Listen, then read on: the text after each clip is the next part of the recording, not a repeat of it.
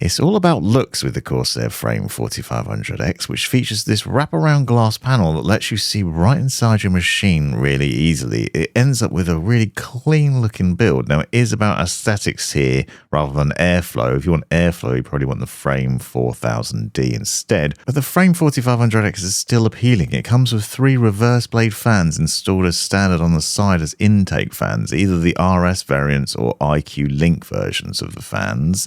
And it also supports both standard motherboards and rear connect motherboards as well, so you have a choice of what you put in there. Obviously, a rear connect motherboard looks much neater at the front, but does end up having a bit of a cable mess at the back. The case's wraparound glass is interesting because it slides out and then lifts up. It's solidly built and really secures in nicely to the case. The back panels also come off really easily by just tugging away, like this airflow panel on the left-hand side, for example.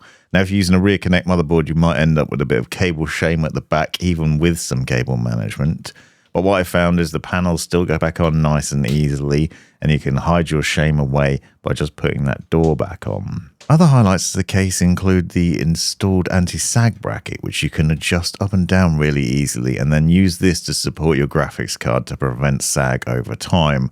So it's pretty easy to adjust this, but you do need to watch out for the fan, because as you can see, it pushes up a little bit close to the fan on this 5070, for example, so watch out for that. Talking of fans, you can also add additional fans into the case really easily. They include these long radiator screws, so you can mount them above the power supply unit shroud and then down at the bottom here. Cable management comes a little bit more difficult, and perhaps they're a bit too visible here, but it does improve the airflow for the graphics card, as I've shown in the full review, and it ends up looking really nice with lots of RGB in there and lots of goodness that you can see through that lovely glass side panel.